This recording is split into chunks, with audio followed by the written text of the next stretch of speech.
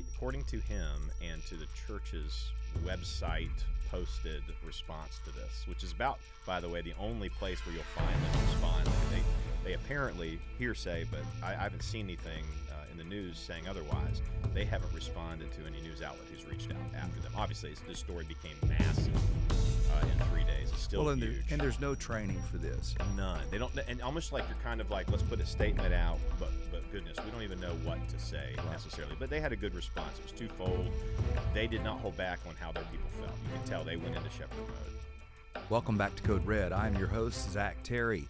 And on this edition of Code Red, I am excited to bring in a fellow pastor just down the road from our congregation. Adam Page, the lead pastor of Amelia Baptist Church, will be with us today. We're going to be talking about the Minnesota riots and protests in the middle of a church service. We're going to be talking about the Southern Baptist Convention and the direction of our denomination today. So you'll want to share this episode, like this episode, leave us your comments, leave us your feedback, and help us get the word out.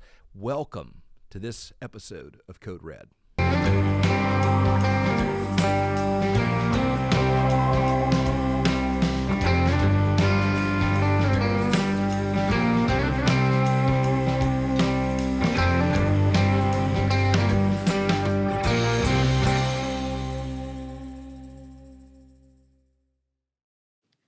All right.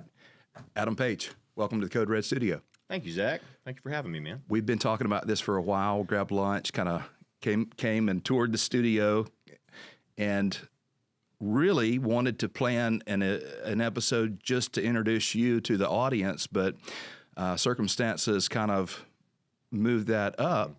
Mm-hmm.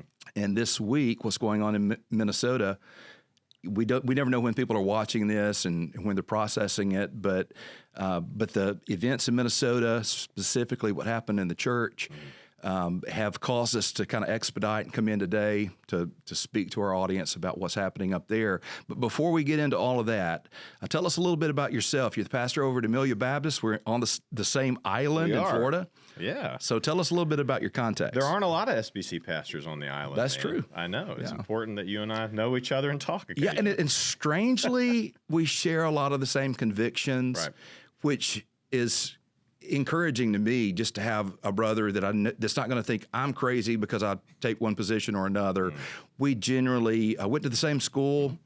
So tell us about your family, and you just recently became a lead pastor, lead teacher there at the church. Preaching pastor there, yeah. They've had council of elders there for about 11 years under Neil Helton, who's been there for 36 years. And so he took me on in 2014. I was fresh out of seminary. I graduated at Southern Seminary December 2013. Had a 2-month-old baby who's turning 12 in a couple months. And so it's just been about 12 years here on the island almost. And we have 4 children, me and my wife, Amy Jo. And about four years ago, I think we started transitioning our preaching pastor responsibilities over to where I was doing the majority of it and still do. And I think we used a series in Revelation. It was my first series that I had done the majority of the preaching. Oh, you were doing it at the same time, I think. Yeah, it was my first. And where did you land on things, eschatology? I definitely took. I was pretty mill for some of it, but I didn't discount my kind of premillennial background. That's kind of where we were kind of like with that. I mean, we didn't want to discount what we did not know for sure. I'm more premill, but the same way. It's That's like right. If there's anything that I'm holding loosely, it's my eschatology. Well, I just tried to watch your sermons. You were like a week before me, and I just tried to do exactly what you did. Of course. Well, it wasn't plagiarism if we know each other. Yeah, exactly right. Well, I got it from Dr. Rogers, so you could just We're all just Sermon Central. That's right. You guys, you're the lead teaching pastor there now, and hearing great things. You're doing a lot reaching young adults. Yeah. You guys homeschool? We do. My wife homeschools the majority of the time, and then we have 4 children. So we have a 4-year-old boy and then 3 daughters. Yeah. And a lot of our people that may know you as a pastor, there's also a group that probably knows you more from X.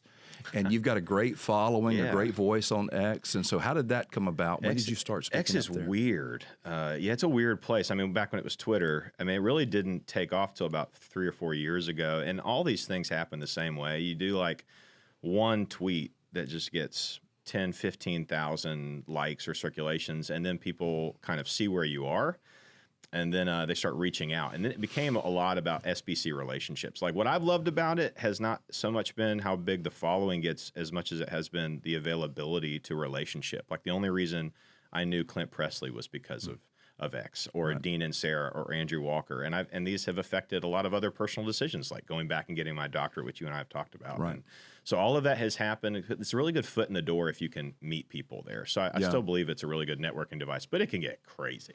I mean, it can get absolutely crazy. I would say, and I don't, of course, this is just personal perspective, but in the SBC world, you're one of the leading voices probably on X. I would say at least That's terrifying. Top 10, would you say? No, I would never say that I'm like top 10. Just based on following. That's kind of you. I mean, it's terrifying to hear.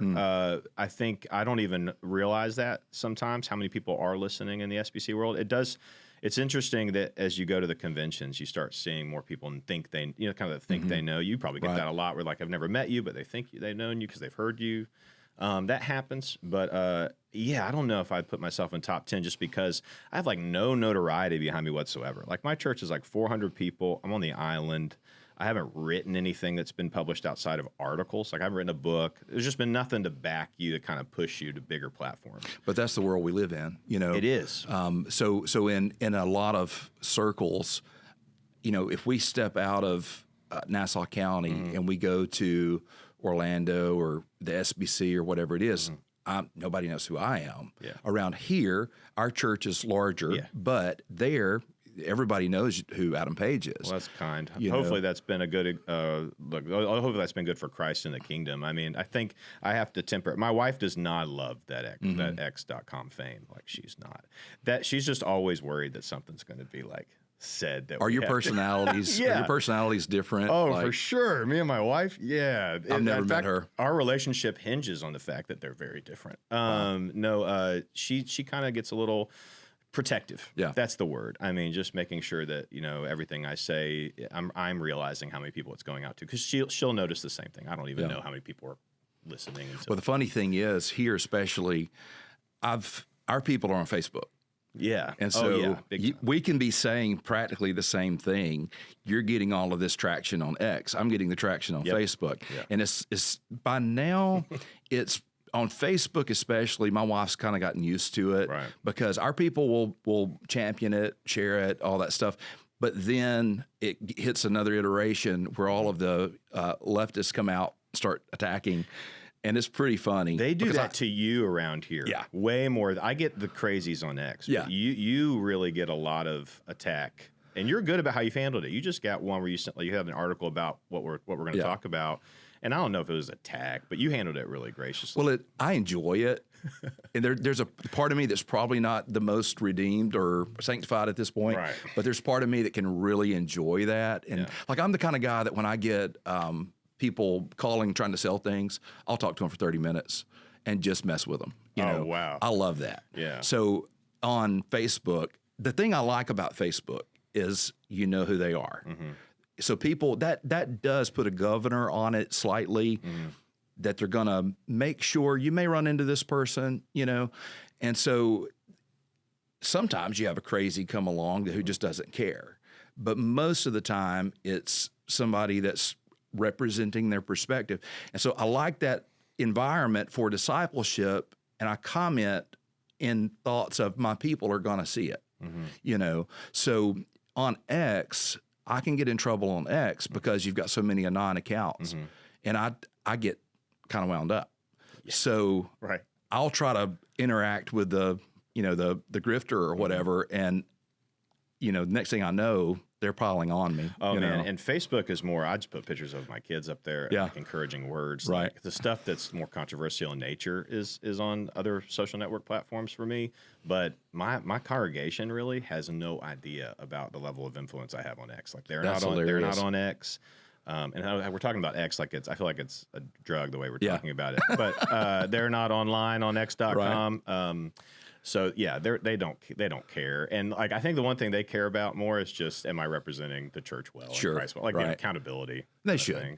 Do you have times have people visited your church on vacation here because they know who you are? That happens almost every other week. That's awesome. Yeah, it's cool. It's cool for relationship purposes where there's really not a lot of pressure. Like they're not going around looking for a church family. Right. They're just visiting. And it's Amelia Island. It's like a top 10 visitation, resort area. And so, yeah, a lot of tourism, but a lot of people who've come in the last year, every other week, just about somebody. We had a family from New York who was followed me on X, and they were there in service. So it's wonderful having them. So this week, to give some larger context, we're in a period where in the Trump administration, his second term, Biden opened up the borders, and what many believe are boosting Democratic numbers, not having to show IDs at polling places, and those sanctuary cities emerged in the light of that, and Minneapolis, Minnesota is one of those cities. And so a lot of illegal aliens crossed the border and went straight to those cities. We're in Florida. We have a great governor at this time, and Ron DeSantis, and we've not seen a lot of it flood into Florida. And they've cooperated when it's happened. They've cooperated with the federal government to send them back home. Minnesota, on the other hand, has a Democratic governor and mayor in Minnesota and Minneapolis, and they've not cooperated, and they've given sanctuary to illegal aliens, and many of whom have criminal records. Many don't as well. There are some people that just wanted to come into our country, probably wanted the best for their family, came into the country and sought sanctuary in those cities, and in hopes that maybe we would just say, okay, let's just make them citizens. The Trump administration has not done that, and so recently the ICE raids have increased there in Minneapolis, and it's getting a lot of coverage. Protests broke out, and Sunday, was it this Sunday? Yeah, the 18th. Sunday the 18th, City's Church in St. Paul was disrupted. ICE protests, and I've heard a couple of different things. I'm not exactly sure how it began. I've heard that they came in as just guests in the church, sat down for worship, and at some point the leader kind of signaled. What have you heard on that? Well, according to their report, this was City's Church in St. Paul, and Joe Rigney, who's spoken to Fox News about this, he's a friend of mine, and he's now with Doug Wilson and Cannon and all of that stuff, and so he has said that he was part of the planting of that church, and so he goes back, and they've been reaching out to him for comment. But he, according to him and to the church's website posted response to this, which is about, by the way, the only place where you'll find them responding. They apparently, hearsay, but I haven't seen anything in the news saying otherwise. They haven't responded to any news outlet who's reached out after them. Obviously, this story became massive in 3 days. It's still huge. And there's no training for this. None. They don't, and almost like you're kind of like, let's put a statement out, but goodness, we don't even know what to say necessarily. But they had a good response. It was twofold.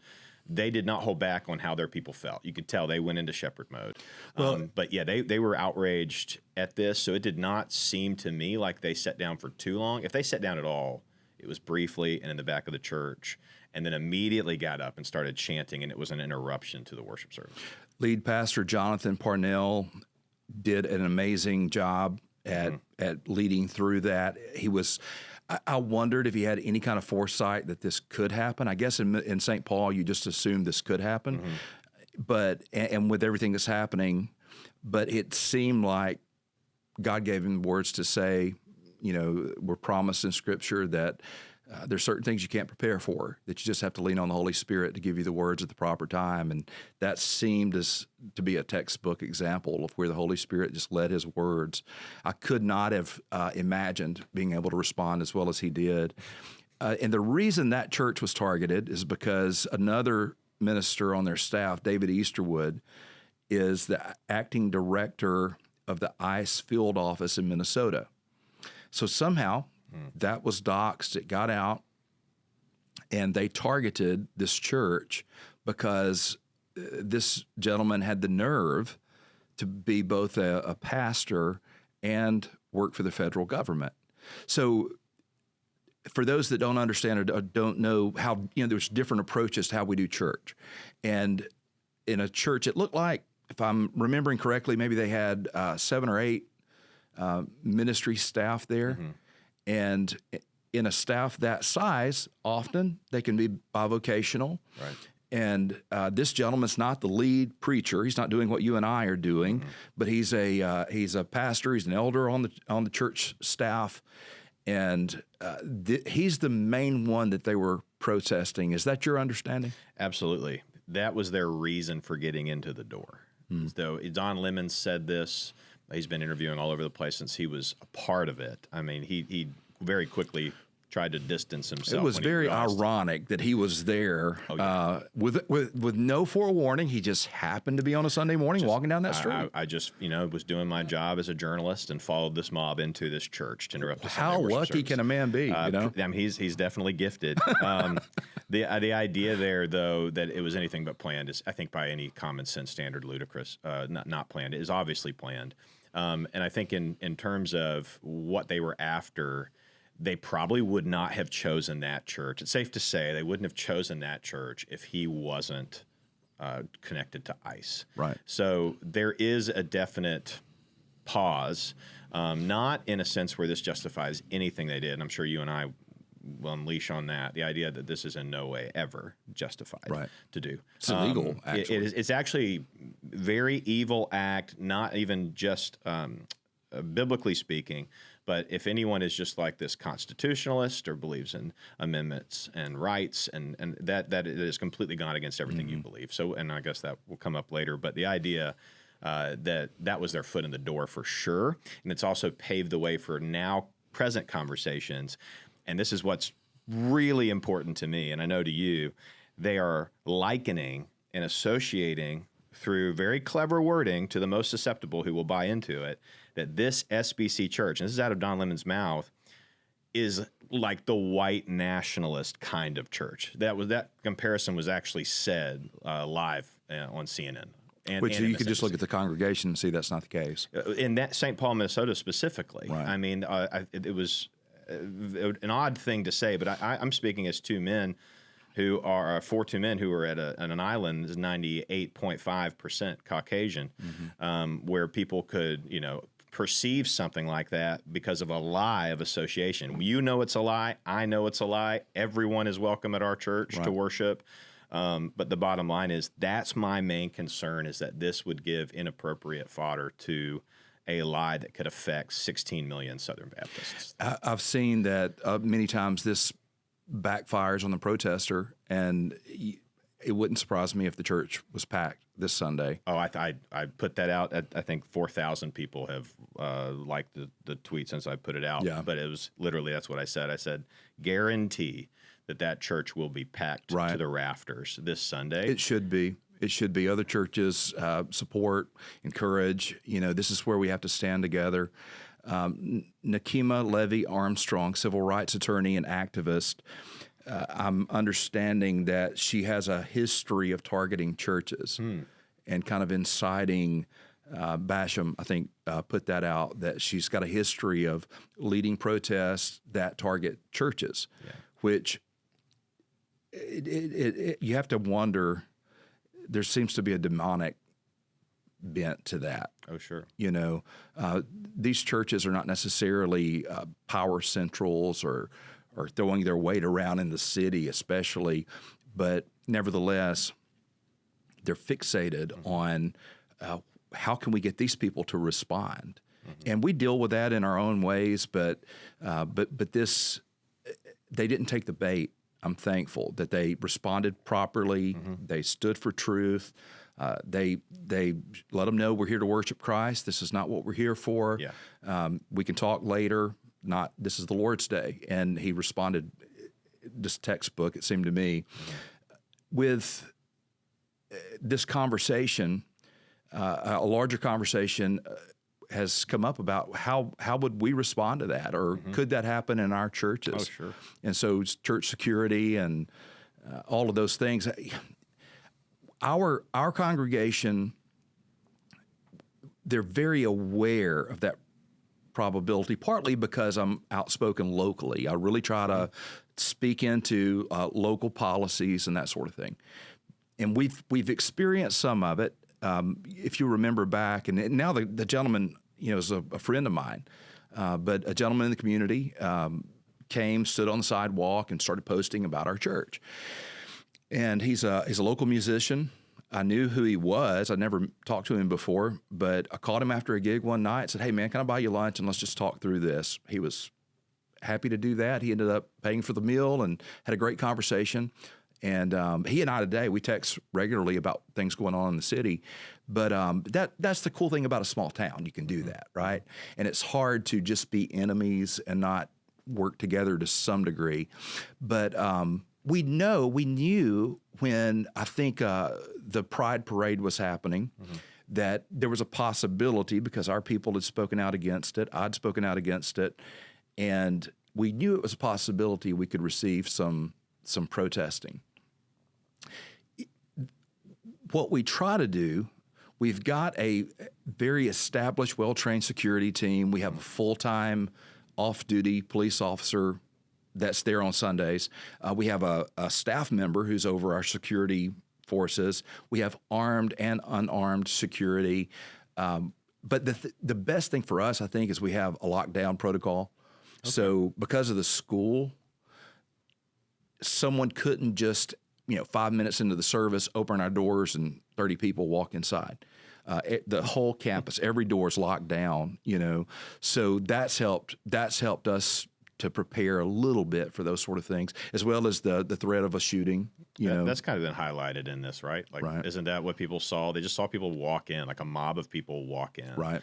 And it's got to raise. This is not anything against City's church at all, but the idea of where they live and culturally, there's all these different rules and types of people. Where you and I are from and around here, the security gets talked about a good bit, especially like when something like this happens. Right. That's going to come back. I think it's okay. And do you think every church should probably prepare in similar ways in which First Baptist Fernandina has prepared? Would you recommend that everyone kind of have I don't think there's a right way to do it. Yeah. I don't think there's a right way to do it, and I don't think our way is foolproof, but I do think it's worth a conversation that every, the leadership of the church needs to come together and assume worst case scenarios. What would they do in the event of for us, whether, what would we do in the event of, a power going out in the middle of the service? You got to just think through those things. So this guy was set up on your property and he was out front protesting? He was not on our property. Okay. So, the auditors that you'll see on social media. Yeah. So that's probably the biggest threat locally, is that someone hears you say something that could be twisted and they audit you. They kind of call and ask for receipts publicly in front of everybody. And if you're not well prepared for it, they're going to make you look like or if you're triggered and you respond in anger. So I think presuming those things could happen, and it's just the day we live in, helps us to know how to respond to it, Right. But this gentleman went out on the sidewalk. It was public property. He had every right to do it. We have no problem with him doing that. He did not misrepresent our messaging. He was fair about it. He got a couple of things wrong, but it wasn't intentional. But he obviously just disagreed and then voiced his disagreement. So it was when we were doing the parade. Yeah, the Heritage Parade. Yeah, so Christian Heritage Parade, and the way we approached it was we're going to have people self-select themselves out of it. We did that through a statement of faith. Well, you did it in June, right? Yeah. Yeah, right. But even with that, so it's Pride Month, but it wasn't, that was not our call. That was the city's call. Oh, no kidding. See, I didn't know that. Yeah, we wanted to do it on the 4th. I applauded it either way. It's like, it's your fault, but it was, we wanted to do. You guys made June such an alluring month for parades. It was a heck of a month. Here, yeah. So we wanted to do July the 4th and, make it real patriotic and all that. They said too much is going on July 4th. Let's do it in June, at the end of June. Okay. And so we knew that would be part of the angle. We developed the statement of faith and then a statement of convictions that listed out, what marriage is and that sort of thing. And those things are constantly being tweaked because we want to make sure, like we had some really good congregations that just didn't understand maybe the Apostles' Creed. I think it's what we used. I was trying to be as wide tent as I could so that a Catholic could feel comfortable being a part of it. But some good churches would look at it and say, he descended into hell. I'm not sure I can be okay with that. Well, I'm not okay with that either. I don't think Jesus literally went to hell. Right. So, but I understand a different interpretation of it, right? So each year we're trying to figure out an iteration that would invite more people to the table on it. But when we did that, part of it, marriage is, one man, one woman for life. And this gentleman wanted to put a float in the parade that represented the LGBTQ community. We didn't tell him he could not do that, but we said, can you sign that you agree that marriage is between one man and one woman for life? And he could not in good conscience sign it. And so nobody told him he couldn't be in it. He just honestly could not, with integrity, sign that document. So he excluded himself. Okay. And then said, that we were excluding him, which is really not true. And we cleared that up. And so it was a great learning opportunity, and it kind of gave us a safe way to develop some protocol. I understand that. That's protocol. I think is the key word. Yeah. It's interesting thing. Some people found this to be inflammatory. I didn't believe it was that inflammatory. I just was observing. It was like Monday after this happened on Sunday, and I just said, if this happened, I'm thinking what every pastor's thinking. If this were to happen in my church, what would happen? What would we do? Are we ready for something like that? But mainly, what would happen? I was more interested in going, what would be the response of my people if, this happened?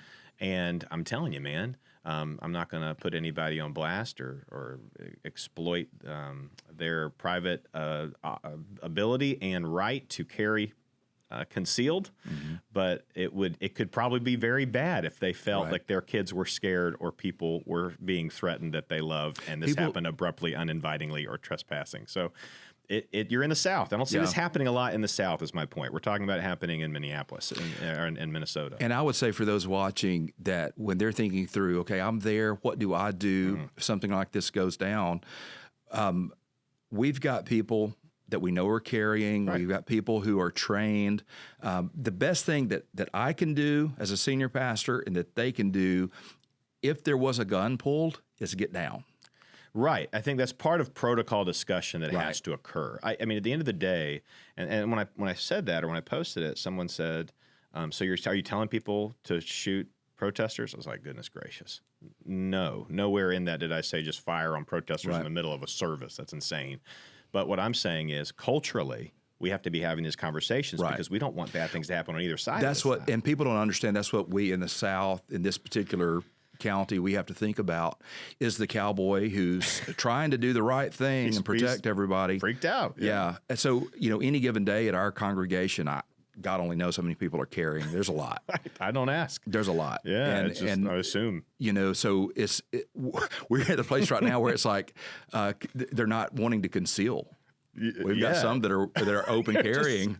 They're just out there like Tombstone. Like, is he a cop? No, he's not a cop. Okay, he's corralling it in the middle of the service. That's pretty dope to be honest. We've got to figure that out. We've got to figure that. We have no policy on that. We have no idea how we're going to handle an actual cowboy holster who has just bullets in there. Like anybody with a Beaumont Adams or anything? Well, I've got one, but I haven't worn it in the pulpit yet. So I have there's a pastor in Georgia. I won't disclose his name, but he has one.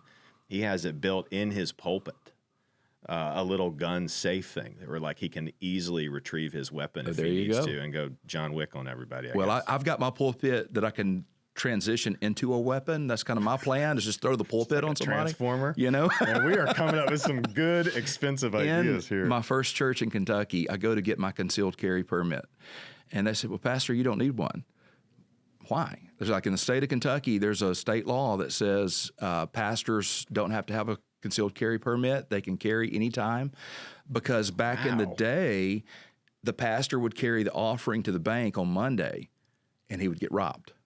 So this was like an anti-theft law for pastors specifically. That is wild. So they knew that he was under threat of robbery, so they made it legal for pastors to always carry in Maybe Kentucky. That's why Southern Seminary is there. That may be so. We never know what connected it. Where do you think this is going to go? What's coming next? Do you think that they're going to target other churches? Do you think it'll die down? Or well, it's not going to work out for them in terms of PR, public relations. This has already been a huge issue among the Democratic Party specifically, who's kind of takes ownership over Don Lemon and things of that nature and who he represents. But you're really looking at some bigger issues than just are you pro or anti ICE and its ability to carry out law. So that's no longer the conversation. It's becoming, were they within their rights to do that to that church? See, what we know is worship is a right, and we know protesting is a right. But I think the general opinion, I would argue the majority on both sides of the political aisle, is that they should not have done that. Well, and it's private property. It's private property. It's trespassing, and there was talk of them even imposing. At least Pam Bondi said this, imposing what's called the Ku Klux Klan law, which I hadn't. The FACE Act. Yeah, where you can't stop someone for any reason worshiping, specifically their worship, which obviously we know the unfortunate events that led to its name. But. Right during Reconstruction, there was the church. For the African American community has been the center of not only worship but education and political organization. So the Klan would target churches and burn down churches in order to intimidate the black community. Exactly. And so good law, the FACE Act is a good law, and it's going maybe now to serve a wider community. And it ironically, because much of this was Black Lives Matter organized. It was, and that's what makes it bigger than just an ICE discussion. It's going to be about rights, and it's going to be about arrests. Right. People are going to want to see the law carried out, and so it's really in the hands of congressmen who I think are getting more vocal about it. I don't have much faith that there will be a lot of mass arrests over this. Yeah, I mean, unfortunately, there's a lot of fish to fry right now around the nation. Right. I was maybe surprised. But I'm pleasantly surprised that many of our SBC leadership spoke out in defense of the church. Kevin Ezell, North American Mission Board Director, said to violate the sanctity of worship service in this way is shocking and beyond unacceptable. Do you think they've got the message of kind of the tenor of SBC life, or do you think that what do you think is going on in their minds? Well, I know something perpetuated the idea that they had to make official statements over this. I mean, I always ask, maybe a bit defensively, knowing that they haven't always been so bold against things like the effects of Black Lives Matter or 2020 or rioting, where Russell Moore was supposed to be representing the ERLC during 2020, and he spent that whole year writing. Can you imagine if he was doing that now? Nightmare. Well, now it's even worse. He's got his hand in Christianity Today, but and maybe not even worse, but it is. I couldn't imagine what that defense would look like. He would again try to make excuses for what we just need to be bold about. It would be the church's fault. It would be. I hope it would be some article. It's like, I hope that the protesters felt the love of Christ while they interrupted our worship service. And right. You're like, all right. So now we're kind of. This is, by the way, this is what gives fuel to the guys on the other end of exactly. this. And they're just like, you're telling me we can't protect our families now. So it's the nuance, the winsomeness, the lack of boldness. To your question with Kevin Ezell and Danny Aiken, I believe two things, and guys like it. And this is not speaking disparagingly against these leaders who were leading their organizations and their seminaries. There's two things that need to happen. One, they need to continue on the track of boldness that they've gotten, and I don't care how they've gotten it or the timing-wise or what led to it. I'm glad that they're bold. They know that these sides are not the same. We applaud that. Right? Yes, you and I have been saying it a lot longer, and we've gotten dismissed for that in some ways. But again, I'm glad that they're bold. They're glad they're seeing the differences. I'm glad they're seeing the trajectory and recognizing the SBC culture, which I do believe is changing, which is why they are feeling the compulsion to say that. Another thing that needs to happen is repentance. Where we talk about things in the past. Yes. Where in the past 10 years, really Trump's first presidency was sort of pick sides, be somewhere. You know, that's not even saying people who had reluctancy to vote for him or some reason. That's not even about that conversation. This is just about, oh, you upset this community within our church, so we're going to emotionally sabotage everything and anything under the name of the Great Commission. That's been what's happening. Right. So, and people have recognized it. And as you have Willie Rice on, who will back up every single thing I just said in terms of having seen it played out from a higher position of leadership. As someone who loves the SBC, the way forward is to look backwards and say, where did our leadership get it wrong, and can they vocally repent over it? And you'll see guys on sort of circuits to promote a book, or they'll catch a mic, or they'll come out, and they're bold now. They're more conservative than ever now. They're unapologetically so, but they haven't gone back and said, hey, when I was leading for this period of time, I was capitulating to woke ideologies. Right. And I think the thing that you and I have discovered, and I applaud you, you're quick. You have a quick response to the news and things that are happening. Too quick sometimes. Well, I trust your moral framework and your ideologies, your worldview. So, well, that's why instead of posting now, I'm just going to come on to Code Red Talk, and I'm just going to give my opinions for the month, and then I'm just going to want to see that like helps when you go me. to Costco. It's going to be like Costco. It helps me. I can say, well, Adam said. That's what this is. Yeah, that's what this is. But you remember back when we were over in Israel and the war broke out in Israel, and that was the first time, honestly, I've always been a team player. Mm-hmm. I've always been pro SBC, giving the benefit of the doubt to everybody. If you're SBC, I've trusted you generally.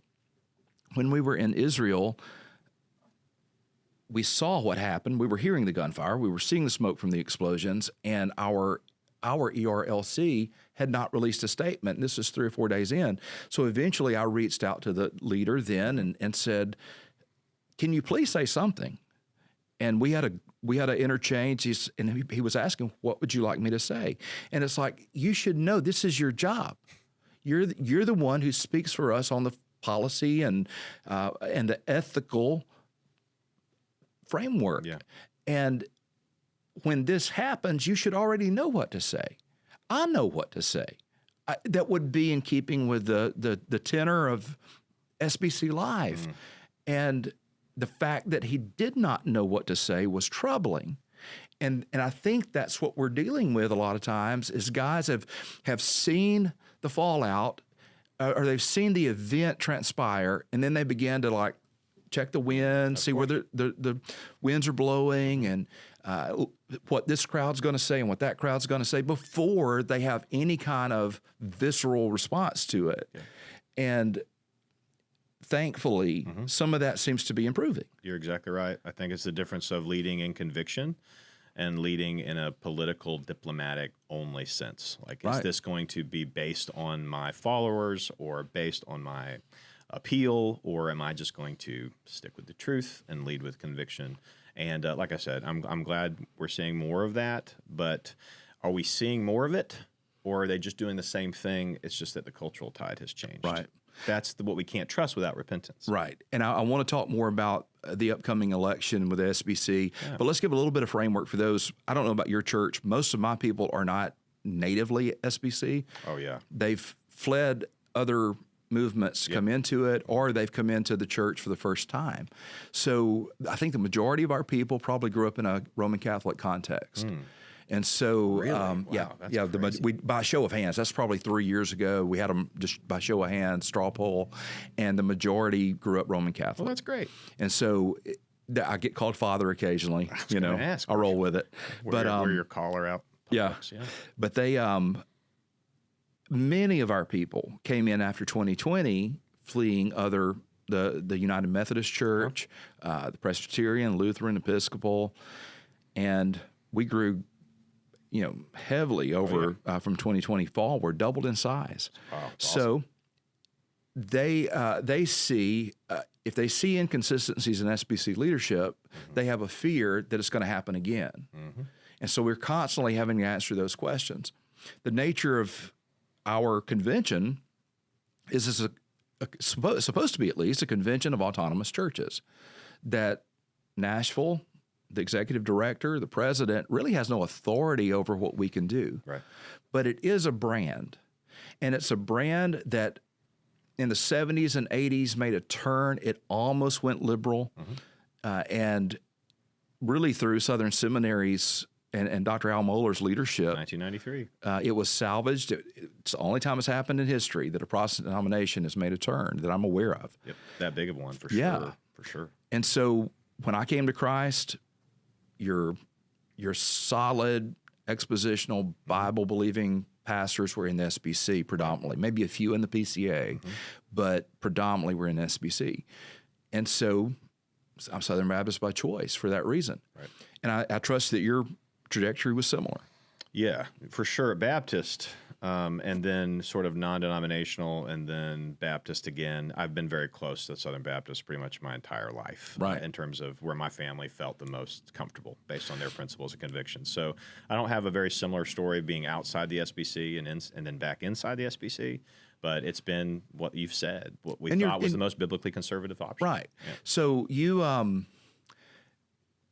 in watching, you've watched the politics of it more closely than I have consistently.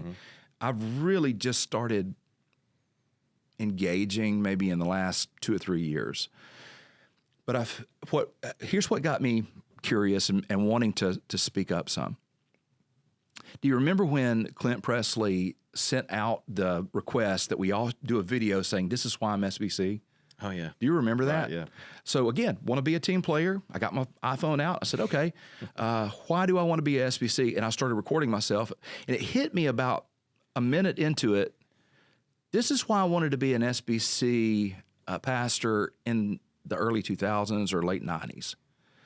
And I was speaking about Dr. Adrian Rogers and Charles Stanley. I came to Christ under his ministry. And so many of my stalwart pastors, statesmen were SBC. And I had to put it down and go, can I still say that? Do I still believe that? And I started racking my brain for the big mega church pastors, that were the Jerry Vines and the Adrian Rogers and all of those guys. Who are they today? And I was a little bit uncertain. So that's when I thought, okay, maybe the ship has turned. Maybe I've trusted too much. Maybe I need to reengage in it. And so we've begun, it seems, to see that turning of back toward conservatism, and the pulpit lining up with the pew instead of trying to push it left. Right. We're approaching a new presidential election. What are your thoughts? What do you think is going to happen this year in Orlando? I'm hopeful this year. I haven't always been hopeful walking into the annual convention. I believe there's been hints for our hopefulness to lean that way. Clint Presley's election win is one of them. I thought he's a solid guy from everything I can tell. He's a solid guy, and he's a Bible guy, and he just loves the SBC and the Great Commission, and he is unapologetically conservative in every way, shape, and form. They had him on 9 Marks panels throughout the time talking to Dever, and he's unafraid in areas where other people have been a little more timid to engage. And I've just appreciated his leadership. And so under him, I've been able to be at a couple appointments with committees, and it's been encouraging to, while I'm in there, things like Committee on Committees or now the State Florida Board of Missions, to thank Lauren Lambert, Heath's wife, for that nomination. It's been great to see how many people are like-minded in the same way we are, Zach, about what the church needs to be, the convention needs to be again.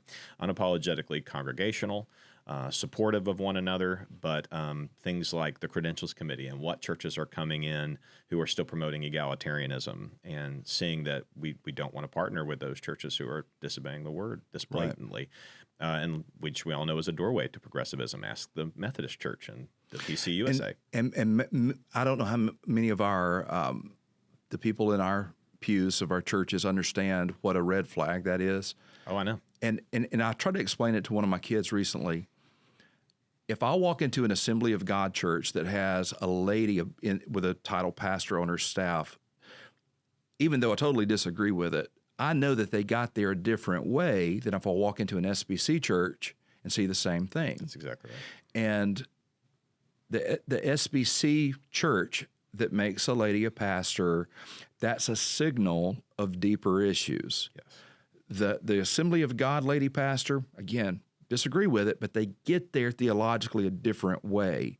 It's less, they would still probably agree with us on 90% of other convictional issues. Biblically and politically. Right. And that's the strange thing. And that's what I've seen. That's what I've seen in recent years is when we take a stand as churches, I will have more people from the charismatic community to champion and affirm and help and all that than I have from SBC community, or of course, main lines aren't going to speak up. No. But it's just been interesting how that develops, But in an SBC church, knowing how most of these people are educated, they are presuming something about the validity of the text, the authority and sufficiency of the text.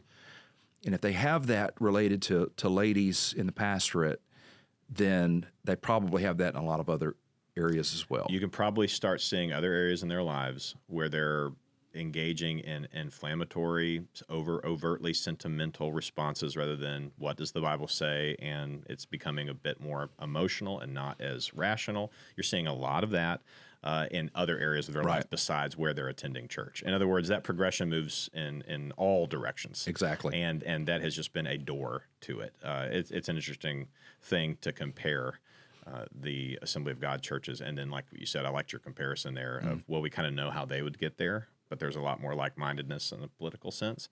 Then when an SBC starts to allow that from its culture and from its beginnings, it's going to probably be compromised in many other areas. And not even probably. Statistically, it's like overwhelming. Predictable. Absolutely. And, people can look at conservative Southern Baptist pastors like ourselves and say, man, you guys have this big problem with this one issue. What's the deal? And it's like, it's really not that. It's that it's pointing to larger issues that we know are coming. They're very predictable. We've done this before. And they've happened over and over again. Right. Yeah, absolutely. So we're moving toward the election. Who all's running? I know Willie's running.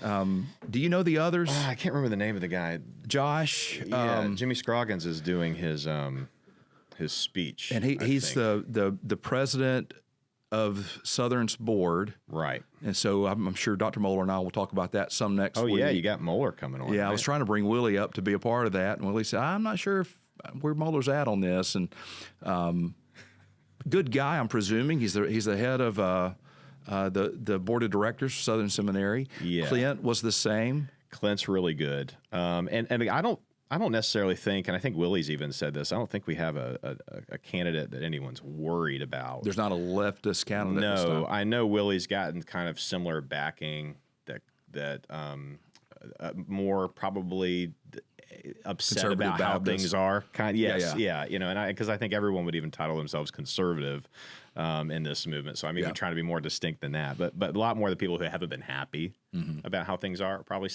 definitely siding more with Willie, because Willie's kind of come out doing both the things that I've asked to do, which is repent over things where he felt like he was playing that game, and then he's come out and said no more of that. This was the right way to do it, and I've really appreciated his boldness. Well, and the thing I like about Willie, one, he's from Florida. Oh yeah, exactly. So we have an immediate bias. We have a great state convention here. It's the leading convention, leading state in the convention among Southern Baptists, Florida Baptist Convention. We work together extremely well, and we don't have these issues.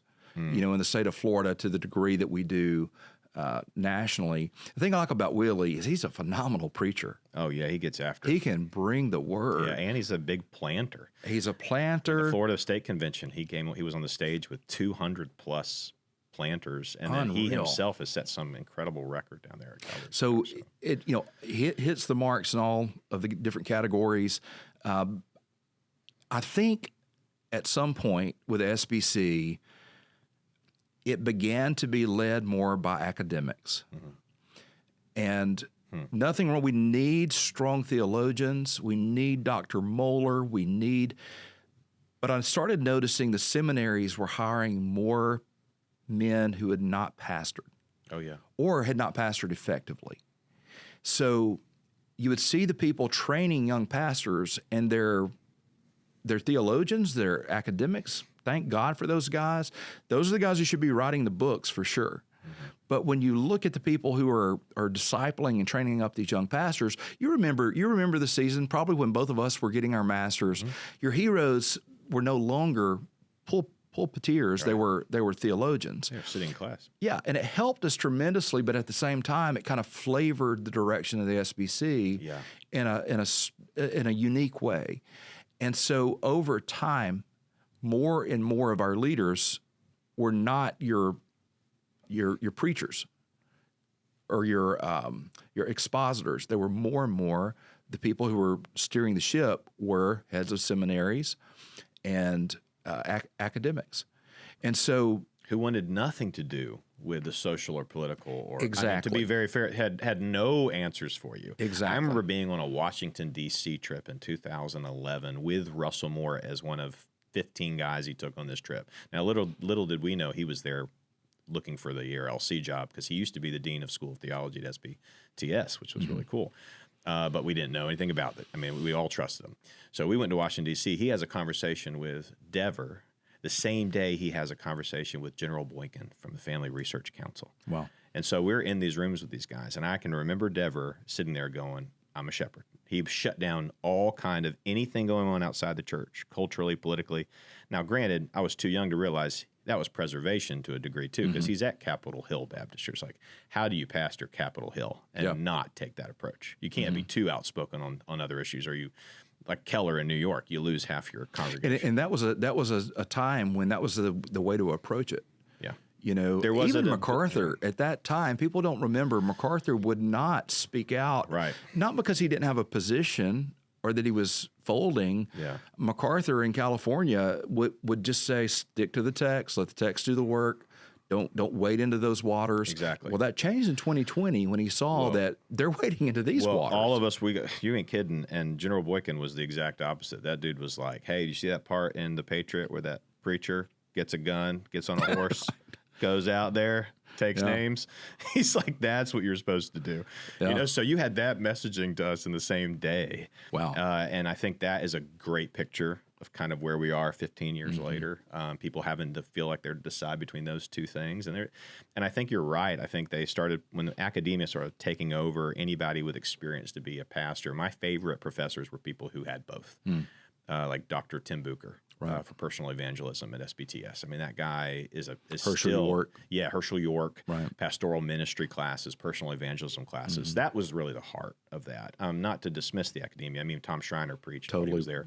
But the whole point is, can we do both those things as pastors in our local areas? And I I don't want to go understand too far the other way. I understand our congregations, they're hearing this stuff constantly. They come to church, they kind of want to break from it. So we're not saying that we want to become pundits or, get in the pulpit and just talk about elections and that sort of thing. That's not at all. I think That's both the of word. us, neither one of us have a reputation We don't for do that.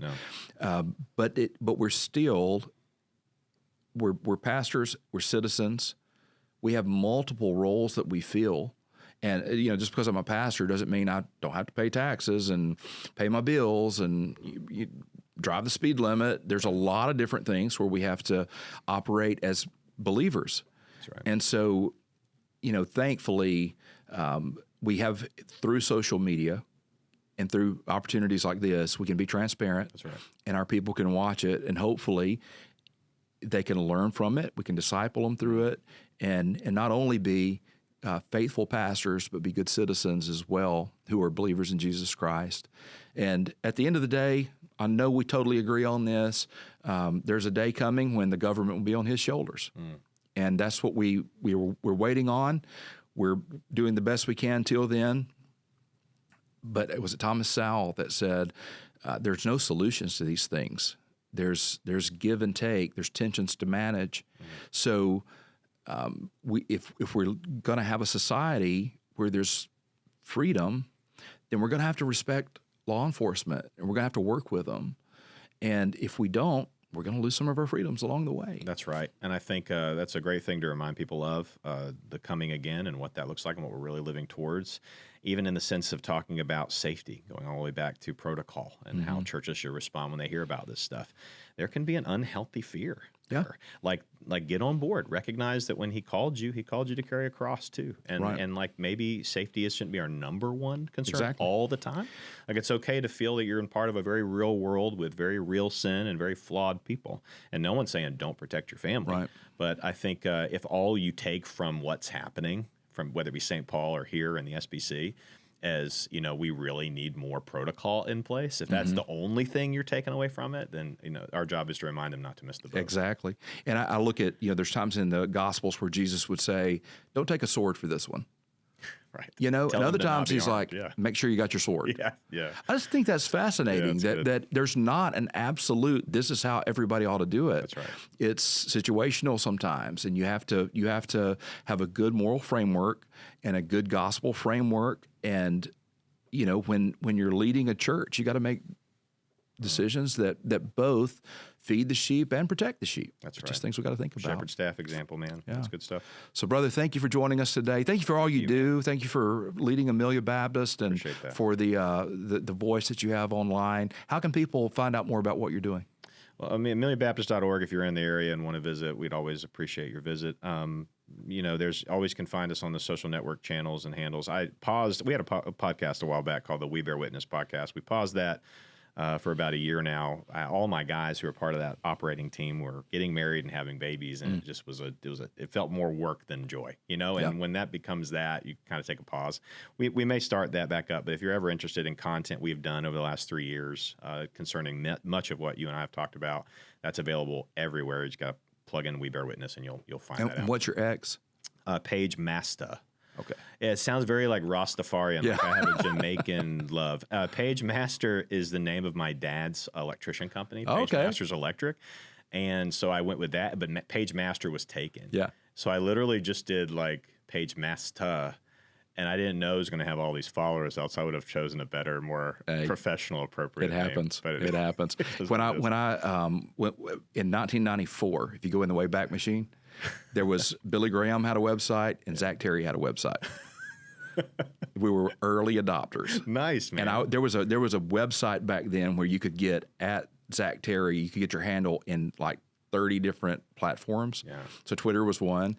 So there's like 20 other Zach Terrys who hate me right now. Yeah. Because I have all those handles. You were the first Zach Terry. I was the real Zach Terry. You were the original. The OG. Yeah, you were the original recipe, Zach Terry, man. There's a football player who's like much more famous than me, but he doesn't have. Well, right now there is an Adam Page out there. He's a wrestler, and he's called Adam the Hangman Page. I think I've seen that before. Huge. He's blown up, and so I'm just trying to get people to call me the Hangman.